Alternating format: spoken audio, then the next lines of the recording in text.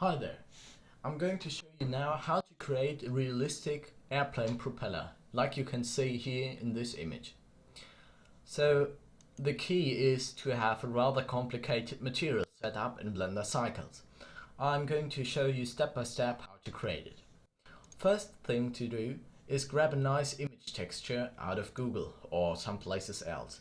It is important that you choose an image which is in the front view, something like this, or choose the propeller which fits best on your plane.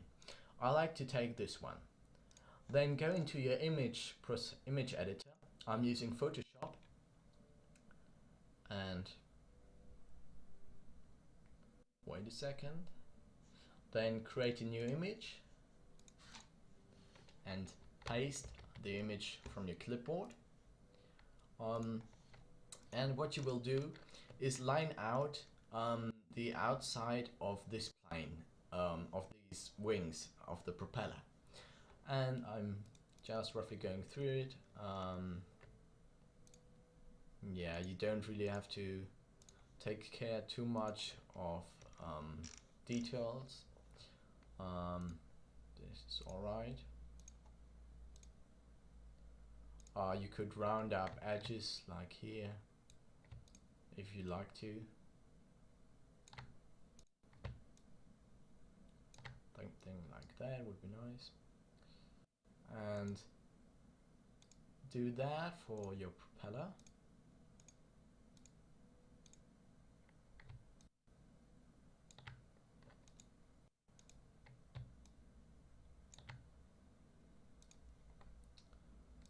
And going through this,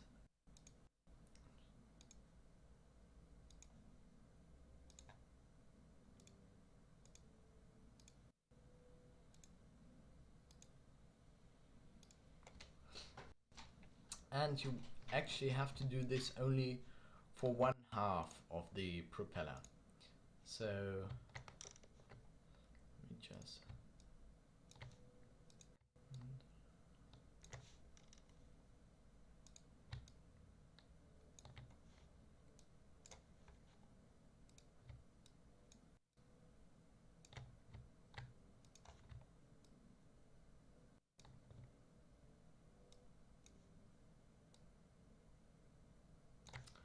so that is nice.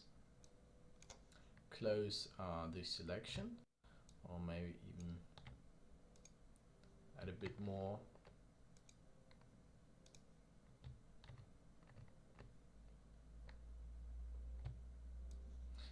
Let's go around.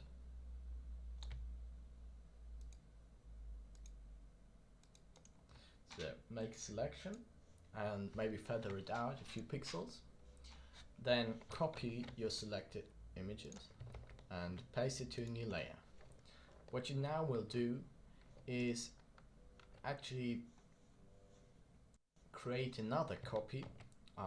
Select everything, copy it, create a new layer, paste it, and then hit Ctrl T, move this pivot point to the center of your plane, rotate it by 90 degrees.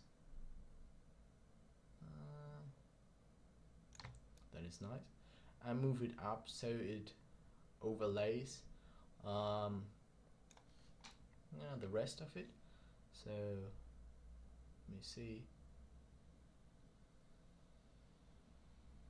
something like that is nice. Press enter, and now we're going to clean it up. Therefore we select our circle select tool, and like this select the inner part of this sphere. Or something we're going to do first is to move the center point to the actual center of the image. So select it by circle select, copy, add a new layer, paste it, and let me see where it went, and somehow put it to the center. I think this might be the center. Alright, then grab your stamp tool, go back to the other layer, and try to just roughly overlay these images or the rest of this. You don't really have to take care too much of detail because those will be blurred later. And then here you might want to get some softening. Yeah.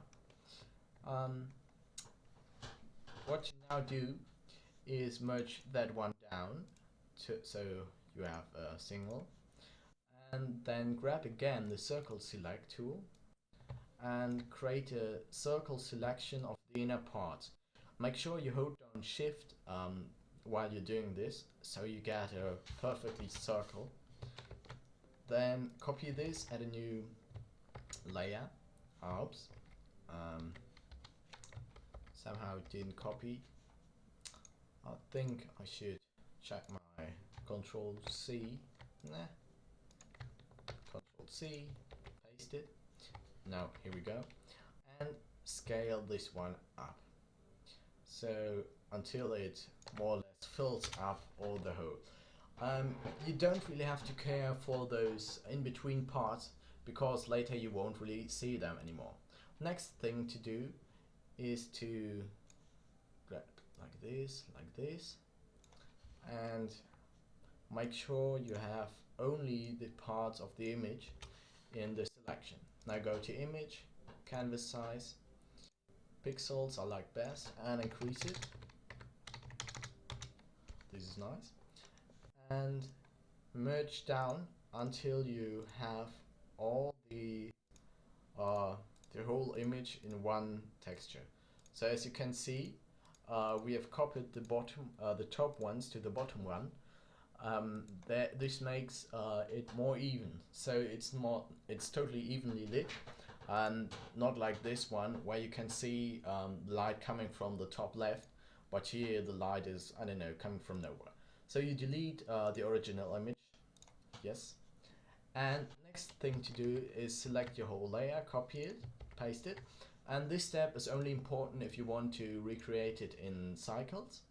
And then you go to image levels, put this all to the left or to the right, alright, and add a new layer, move it below that one and fill it up with black. So like this, and you can see how this has worked. This is great. And the next thing to do is click on filter, blur, and then select the radial blur. This is actually the main step of creating your propeller. By defining how much you want it to be blurred, you can select more or less the speed the propeller is going, and you should maybe try to play around with it until you find a nice fit. Click OK. It might take a while, a few seconds to be blurred. And now you can see that we have this blurred image here, and you don't really see any of those little details here. It seems actually like there are more details in the image than there were before through this blurring. And yeah, we'll do the same for the white layer. And as you may guess, this is going to be our image texture, or alpha map, I'm sorry. This is the color map, and this is going to be the alpha map. I've already done this before, so those are the images I created, and you can see I spend a lot more time on cleaning up the edges of this center point here. So you may want to do that as well, or just leave it like that. It's perfectly fine that way. So now that you have saved the images, you can close it now and make sure you have this image texture and this color texture. Then go and open up Blender. As you can see, there are lots of different materials, so I'm going to go through it step by step. At first, I'm going to add a new plane. So let's see where it is. There it is.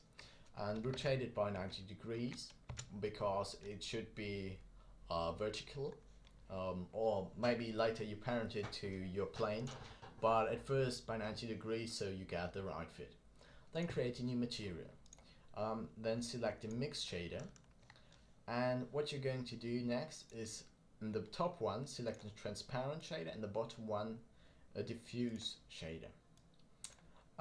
This is actually the basic way to do it. So for the diffuse one, you open an image texture and you take your color map and make sure that you unwrap it and select your V as image coordinates. This is fine. And the next thing to do is copy this image texture you've created, also connect it to the UV layer, and then select your alpha map. This alpha map is then connected to the factor of the mix shader. It's important to not connect it to the transparent shader. If you connect it to the transparent shader, some weird results will occur, but if you connect it to the mix shader factor, then it's all fine. And now you can see what we've done. We've created this propeller, which is all two-dimensional, but it seems from the front view at least, and a few distance, that it is spinning. So you can even rotate it, whatever. And to add a little more depth to it, I'm going to front view, Shift I, add a nice icosphere. I like to something like that. Maybe even select the textured mode so I can see where I'm doing it. So like this. Go into side view, delete half of the sphere. Oops. Rotate it by 90 degrees, then delete half of it. Oh man, this stuff is sticky. So here we go. Delete half of it, then go into front view, tab A, U, unwrap, project view bounds, and if we set it to smooth,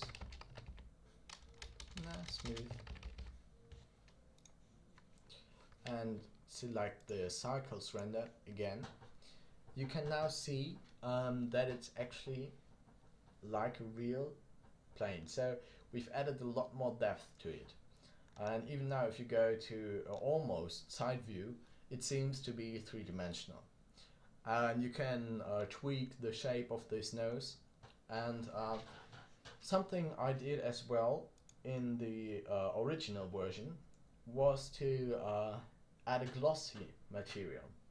So I did that by adding another mix shader.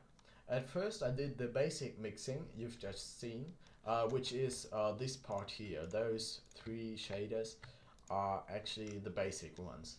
If we connect this shader to the surface, you would actually have the same material as in the one we recreated.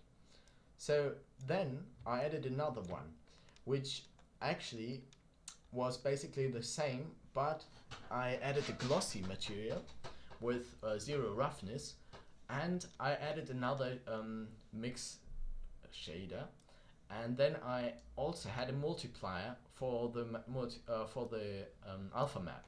As you can see, if I just set it to 1, then it will only take the glossy and not the diffuse. So I multiplied it by a quite low value to mix it with the one I had before. And doing that, you can see that the image looks almost like the body of the plane, which is quite great, I think. And here, if you want to see, is the whole material. And I hope you understand it and have fun. So see you soon.